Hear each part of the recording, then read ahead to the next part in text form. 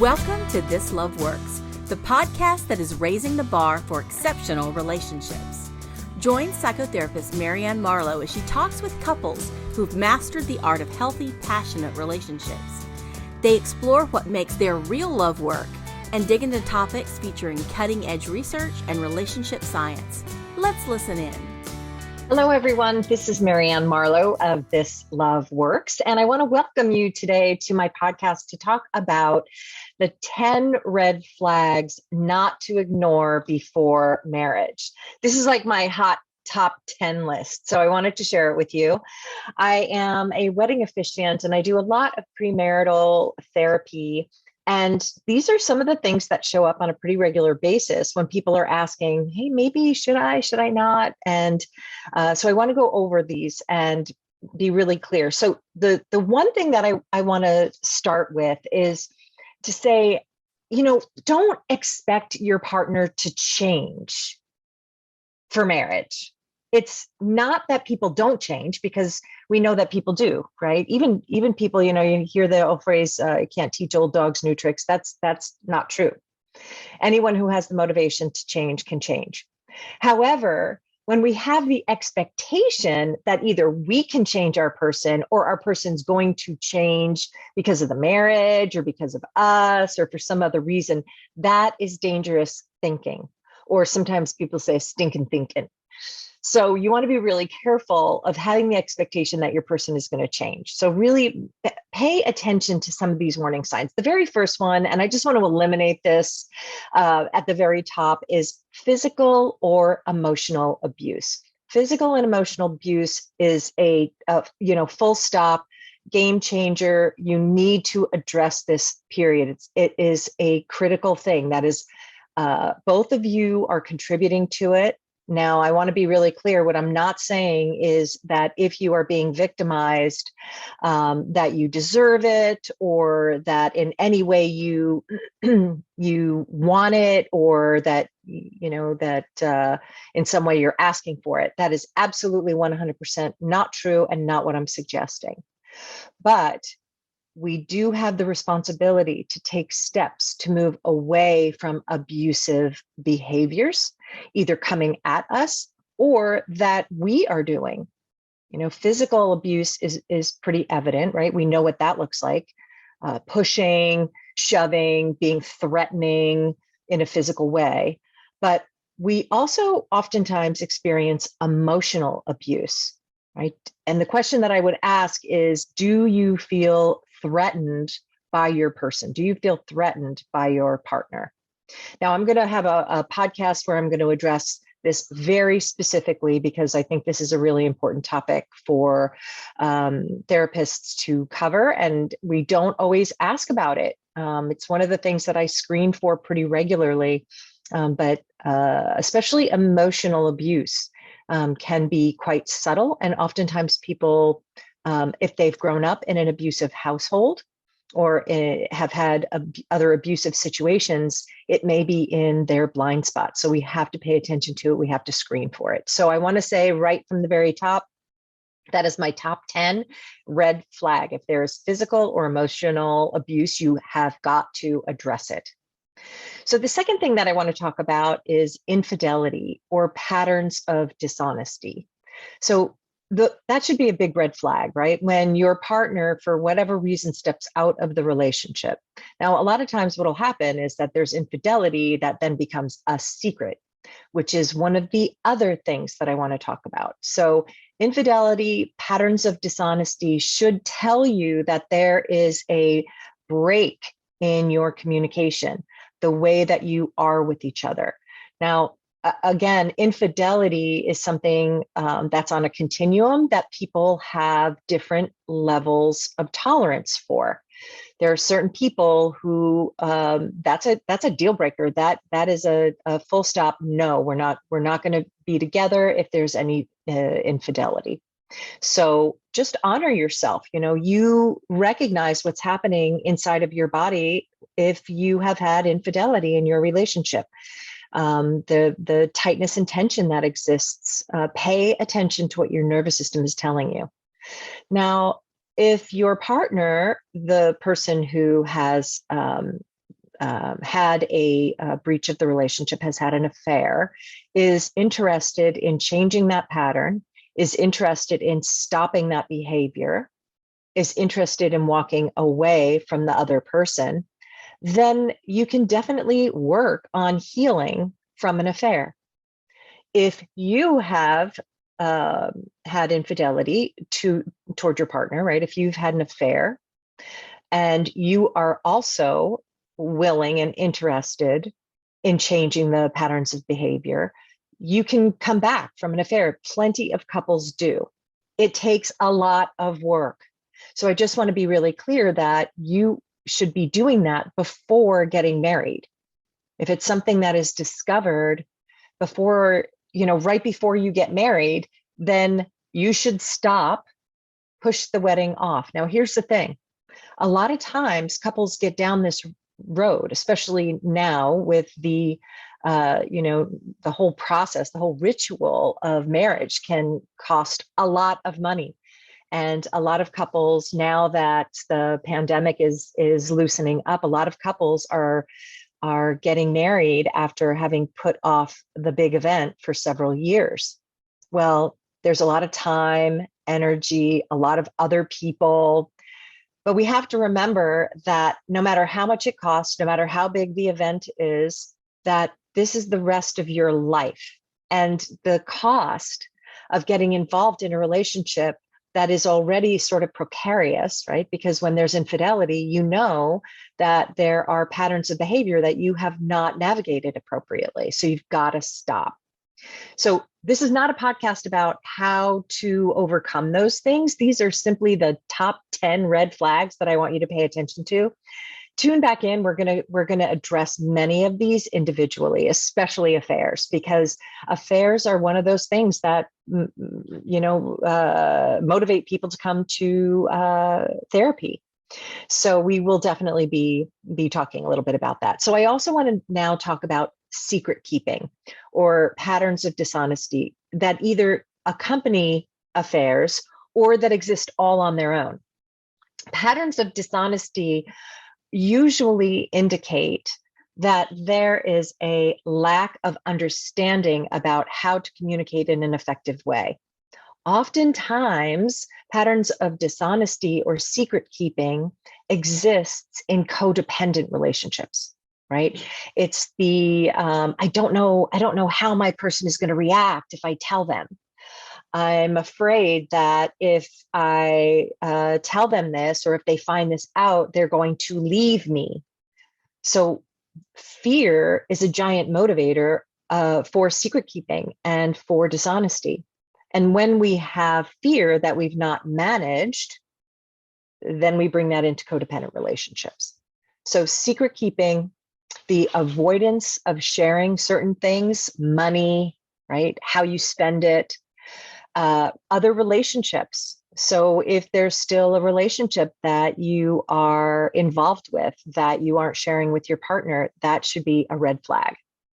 And then also communicating with other people, whether it is from a previous relationship, or sometimes people keep their social media on and are having relationships over social media with other people. If you're not sharing that with your partner, that should be a red flag. The fourth thing that I want to address is lifestyle differences. Now, one of the things that's kind of cool when we start dating and getting involved with our person is that we oftentimes have differences, and those differences can be, kind of like the spice of the relationship. One of the things that's exciting for couples when they start dating is imagining yourself in the life that your partner leads. And your partner can open up horizons for you that you might not have been involved with, and vice versa. You can share things with your person, and that adds to the richness of the relationship. But when there are lifestyle differences that are incompatible, that's a huge red flag. You need to pay attention to that. If you can't overcome that, it may be a deal breaker. One of the kinds of things that we talk about with regard to lifestyle differences are a living environment, or money, or the way money is spent or not spent. What are your patterns of socializing? That is a frequent topic of conversation in my office when people start to talk about the challenges that they have, right? That their focus on their social life is a mismatch. And oftentimes it's true that introverts will pair up with extroverts. And when they can navigate that, that can be really exciting. It can also help an extrovert learn about staying quiet and allowing their own internal voice to inform them. And introverts can be drawn out and learn greater social skills and learn better connection, right?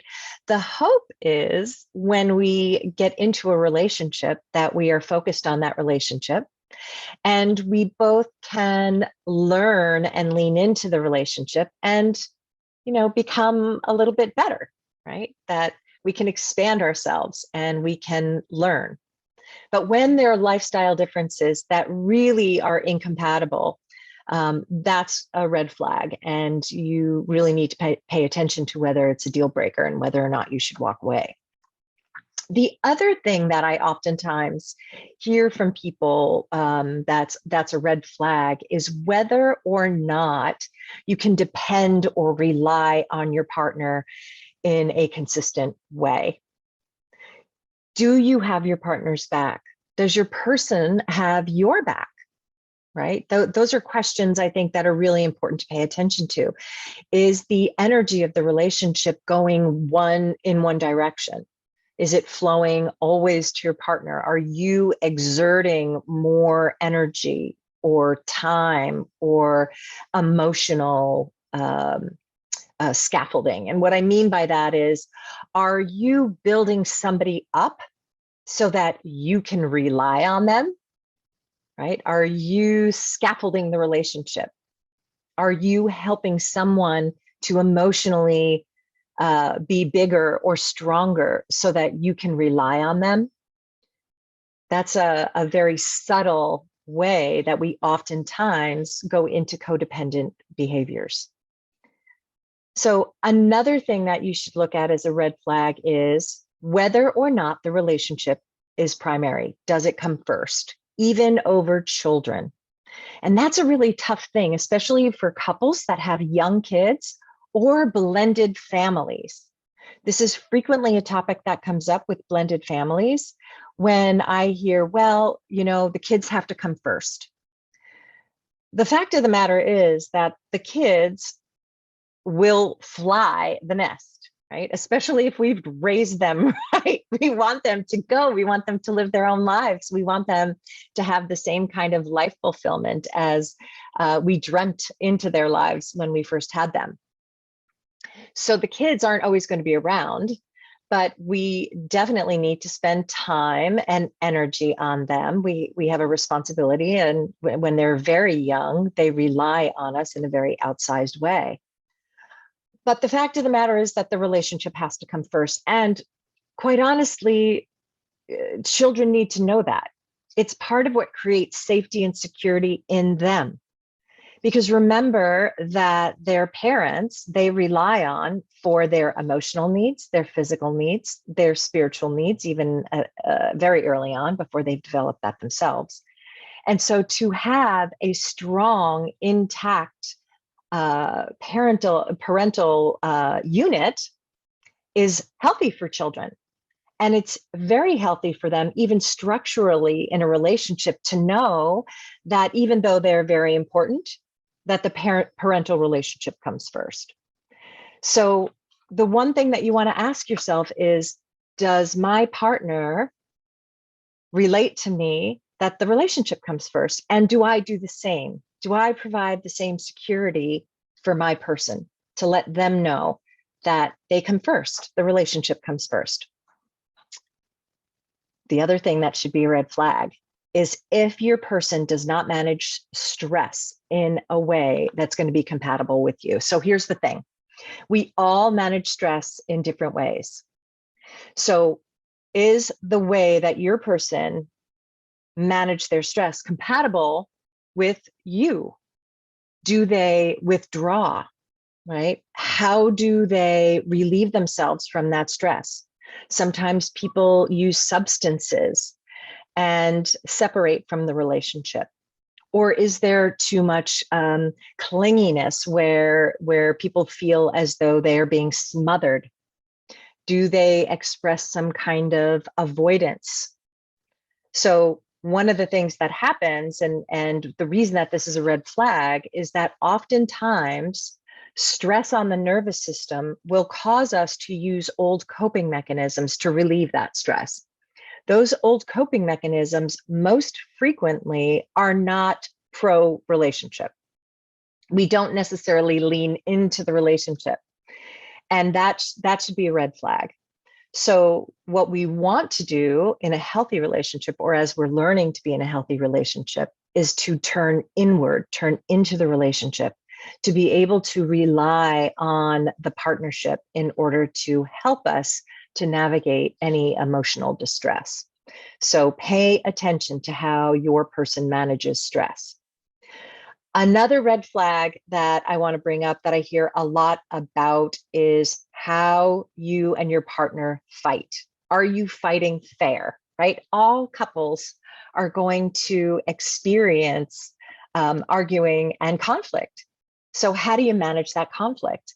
One of the things that I reference on a regular basis is John Gottman's The Four Horsemen of the Apocalypse, right? He talks about the criticism is one of the ways that couples fight. They use defensiveness.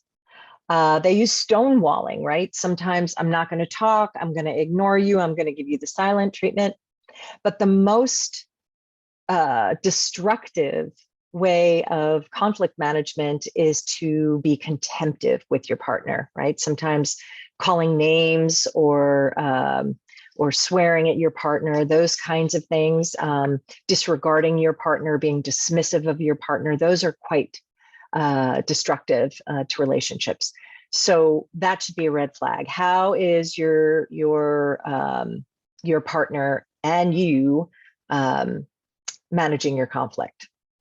Another thing that you don't want to ignore is expressing life goals, the things that are most important to you. Have you discussed kids? Are you going to have them? How do you want to manage the ones that you already have? What's your career? What are your career goals? What do you want to do about money? That's a huge one for couples. And then also, how do you want to manage family life and family time? And if you aren't on the same page about those things, then those things end up being between you. And then you've got to do a lot of work around getting on the same side of them. The last thing that I want to address is faith, spirituality, culture, and religion. So again, the differences in culture and the differences in how we experience faith and spirituality can be really exciting and fulfilling when we navigate those effectively. But when we don't, those should be red flags. When we are protecting our faith, our spirituality, our culture, or our religion over our relationship, that then can create a threat to our relationship. Now, the challenge in that is that many people have their own personal spiritual life, which is wonderful. That's great. That can be very fulfilling. And it can be one thing that is what grounds you in life. However, when we are putting our ways of behaving outside of the relationship over the relationship in a religious ritual, when both people are not on the same page, that can create a lot of emotional distress. The good news is that all of these things can be overcome. When you pay attention to these things, when you use them as red flags and realize that there's work to be done, and then you set to do that work to turn into the relationship, you can have the relationship of your dreams. So I want to leave you with that. You can, with some work and attention, have any kind of relationship that you want, because when you focus on it, you can make love work. Thanks for now. I'll see you next time. This is Marianne Marlowe from This Love Works.